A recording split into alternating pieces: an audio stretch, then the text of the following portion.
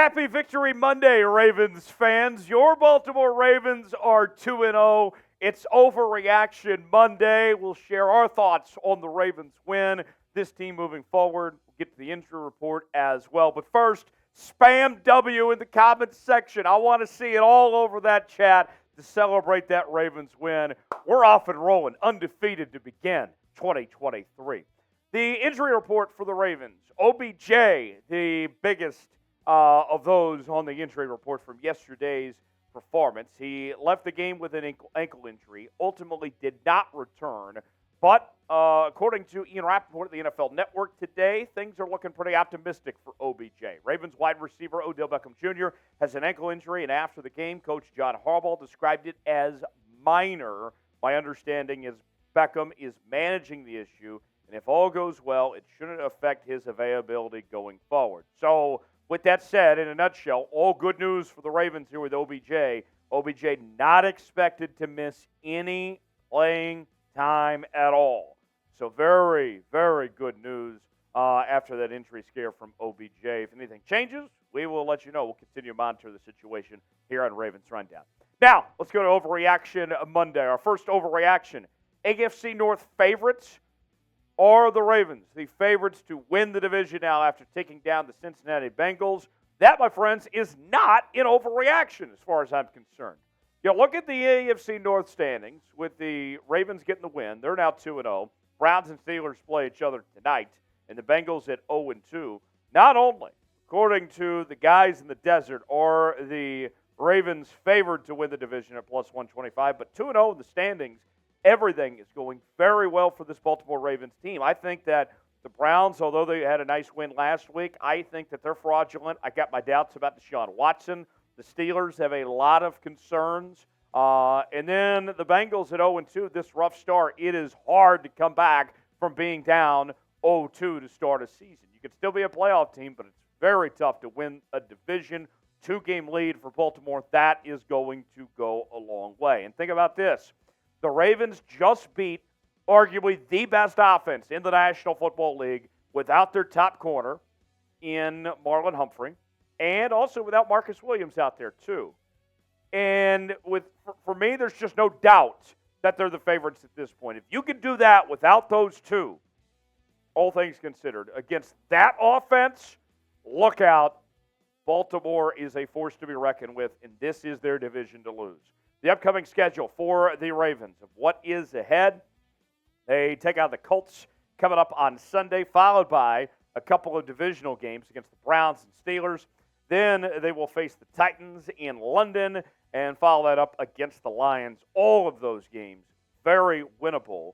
We could very well see the Ravens start out the season 7-0 as far as I'm concerned. So let's ask you, will the Ravens win the AFC North? I believe that they can, that they're the favorites right now. Do you believe? If you believe, type Y for yes. If not, type in for no. Chime in. Tell us what you think in the comments section. Number 2 at Overreaction Monday. The Ravens don't need to add another running back.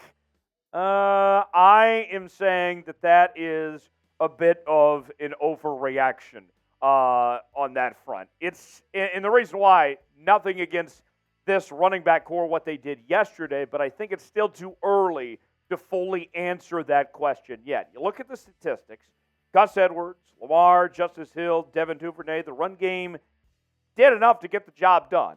Solid outing yesterday. Gus Edwards leading all rushers with 62 yards and a touchdown run. Lamar had 12 carries for 54 yards and 4.5 yards per carry. But here's the thing that concerns me and why I'm keeping the door open as far as adding another running back goes, is the Ravens are lacking a dominant runner, right?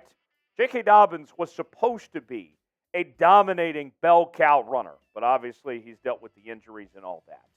The Ravens need somebody they can count on to provide some relief so Lamar Jackson does not have to run as much. Part of the reason that Todd Monken was brought in the assignment that he was given as offensive coordinator was to try to use Lamar less in the run game and to provide relief, have other options of some sorts.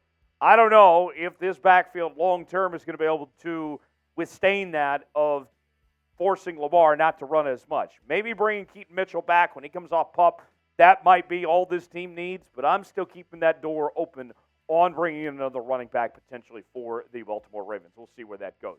Today's show is sponsored by Game Time, one of our newest partners here at Chat Sports. You can download Game Time today for last-minute tickets at the lowest prices guaranteed.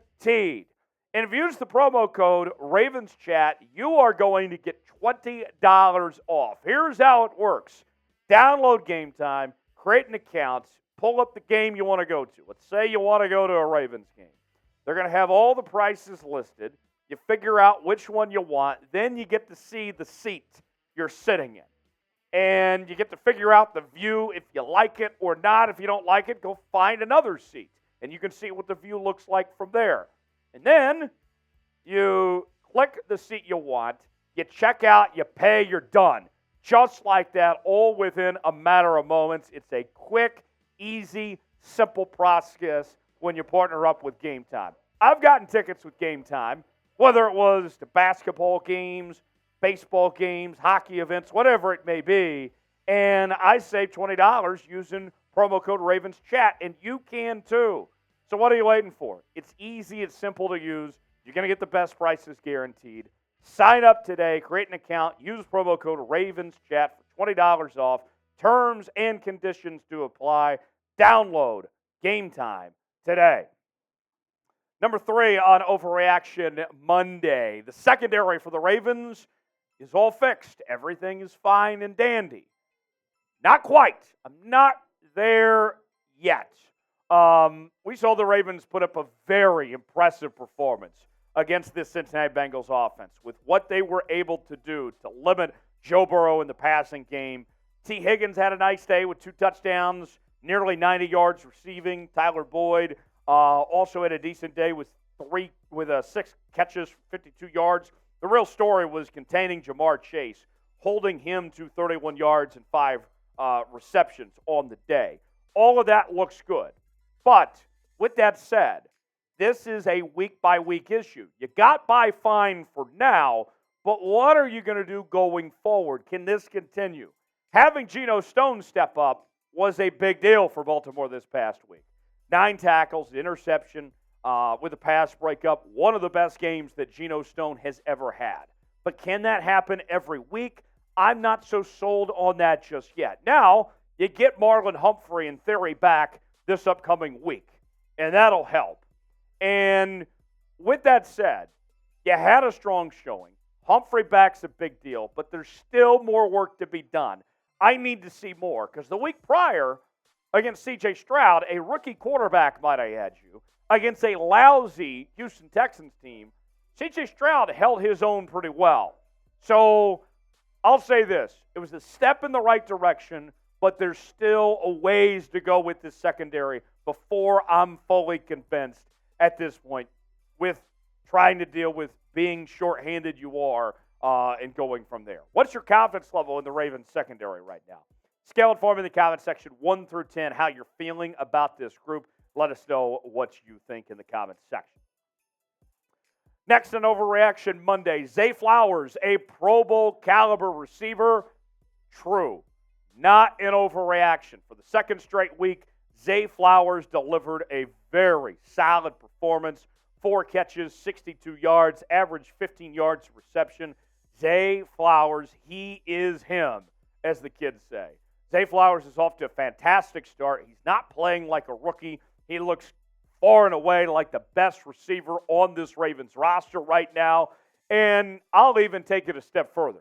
When you look at the additions the Ravens have made over the last few years to this offense, you go back to 2018 when Lamar Jackson and Mark Andrews came to town. I would say that Zay Flowers is the best thing to happen to the Baltimore Ravens offense since those two came to town back in 2018. We've already seen it. There's a whole lot more to come, and you can see the improvement. The work ethic is there. I cannot wait to continue to see more out of Zay Flowers. He has been awesome so far this year, and his best football is still yet to come. We're just getting started with the Zay Flowers era in Baltimore.